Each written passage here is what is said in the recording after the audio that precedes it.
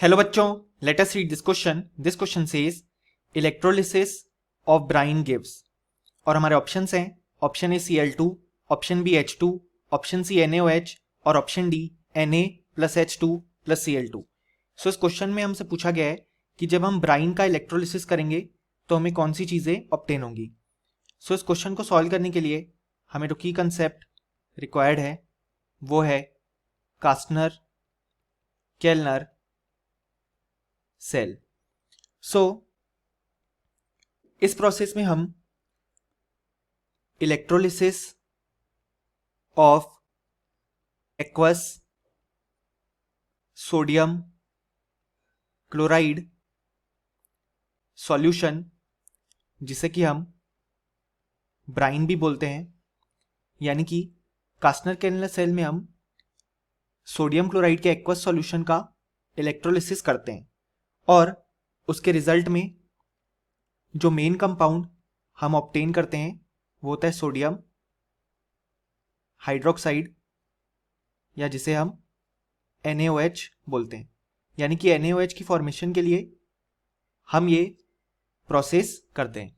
सो इस प्रोसेस में होता क्या है कि यहाँ पे जो कास्टनर केल्नर सेल प्रेजेंट है वो एक रेक्टेंगुलर आयरन टैंक के फॉर्म में होता है और यहाँ पे ये जो टैंक है वो 3 कंपार्टमेंट्स में डिवाइडेड होता है और जो 3 कंपार्टमेंट्स हैं वो सेपरेटेड होते हैं bye 2 non porous partitions.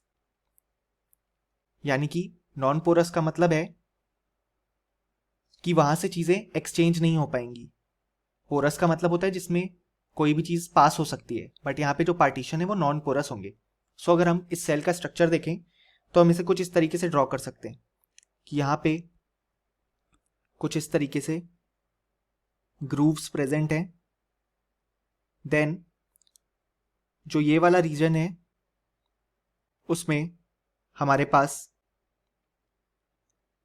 Mercury present है, जिसको हम कुछ इस तरीके से शो कर सकते हैं. देन यहां पे हम देखें तो ये सेल कुछ इस तरीके से हम ड्रॉ कर सकते हैं, जिसमें ये यहां पर ऐसे होगा. देन यहां पे जैसा कि हमने बोला कि हम 3 कंपार्टमेंट्स फॉर्म करेंगे जो कि होंगे कुछ इस तरीके से. सो ये वाला हो गया हमारा पहला आउटर कंपार्टमेंट, जिसमें हम फिल करते हैं ब्राइन सॉल्यूशन, जिसको हम कुछ इस तरीके से शो कर सकते हैं कि यहां पे हमने ऐड किया ब्राइन सॉल्यूशन. देन यहां पे जो सेंट्रल कंपार्टमेंट है जिसको हम कुछ इस तरीके से शो कर सकते हैं, तो यहां पे हमें 3 आयरन रॉड्स देखने को मिलती हैं, जिसको हम कुछ इस तरीके से ड्रॉ कर सकते हैं यहां पे.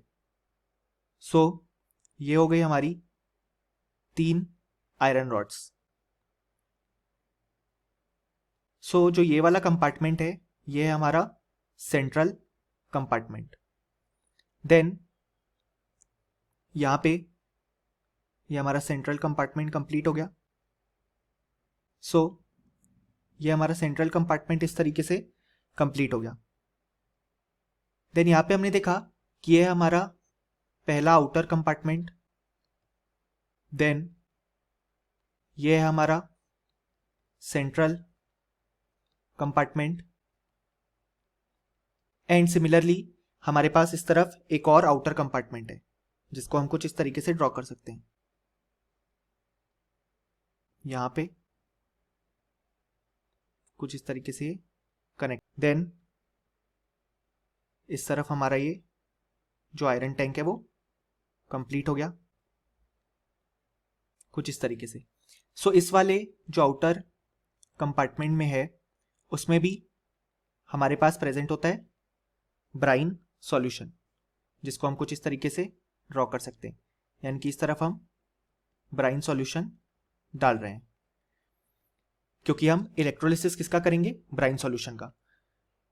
सो अब अगर हम देखें तो यहाँ पे जो रिएक्शन होती हैं उसको हम कुछ इस तरीके से शो कर सकते हैं। सबसे पहले हम देखेंगे कि आउटर कंपार्टमेंट्स में क्या होता है। जो आउटर कंपार्टमेंट्स हैं उसमें जैसा कि हमने देखा, ब्राइन का सॉल्यूशन यानी कि एक्वस NaCl सॉल्यूशन को हम इलेक्ट्रोलाइज करते हैं, और इस केस में यहाँ पे जो मरकरी है वो एज अ कैथोड एक्ट करता है।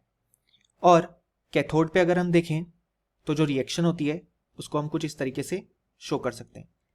कैथोड पे जो Na+ आया थ्रू NaCl, यहाँ पे हम शो कर सकते हैं कि एक्वस NaCl इस तरीके से डिसोसिएट हो जाएगा। कैथोड पे Na+ इलेक्ट्रॉन के साथ कंबाइन करके सोडियम मेटल फॉर्म करेगा, और ये जो हमारे पास सोडियम मेटल है वो मरकरी के साथ कंबाइन करके कैथोड पे फॉर्म करता है NaHg, जिसको हम सोडियम एमेल्गम बोलते हैं। अब यहाँ पे होता क्या है कि जो एनोड है वहाँ पे हमारे पास Cl- आयन यहाँ पे बचा हुआ है अभी। ये क्या करता है, ये कन्वर्ट हो जाता है Cl2 गैस में with the release of electron, और यहाँ पे जो Cl2 गैस है वो कुछ इस तरीके से यहाँ बाहर रिलीज हो जाती है। इस तरीके से Cl2 गैस रिलीज हो गई। अब होता क्या है कि यहाँ पे जो NaHg फॉर्म हुआ इसको हम सेंट्रल कंपार्टमेंट में ट्रांसफर करते हैं।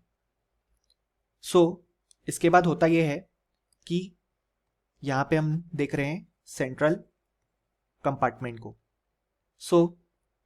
सेंट्रल कंपार्टमेंट में अब जो सोडियम एमेल्गम हमने ट्रांसफ़र किया वो एक्ट करता है एज एन एनोड, और जैसा कि हमने देखा कि जो आयरन रॉड्स जो कि यहाँ पे ये वाली प्रेजेंट है सेंट्रल कंपार्टमेंट में, वो एक्ट करती हैं एज अ कैथोड।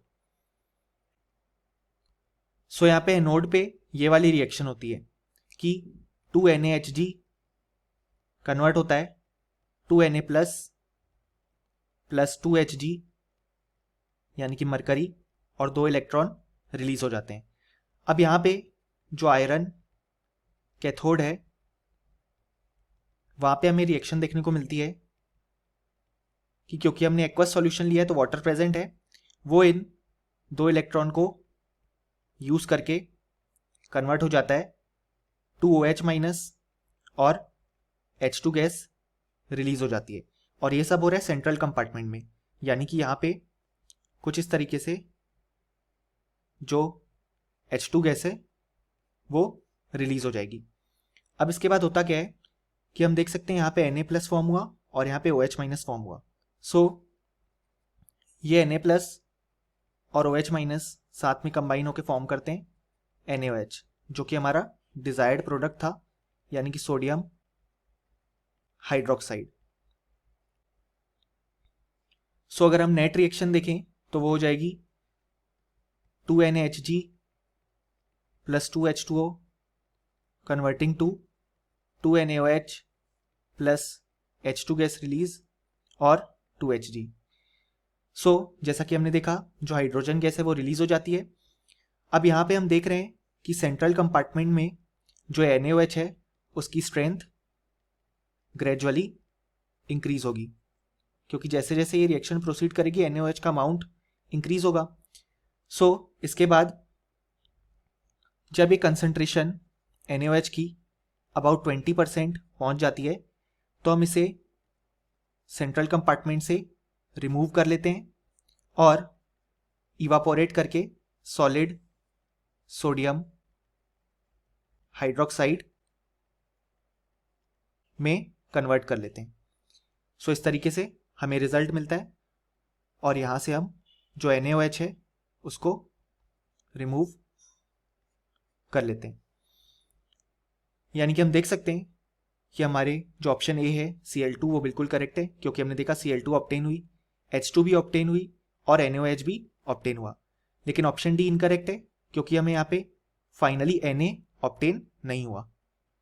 सो हम बोल सकते हैं कि इस क्वेश्चन के जो करेक्ट आंसर्स हैं वो हैं option A, option B and option C.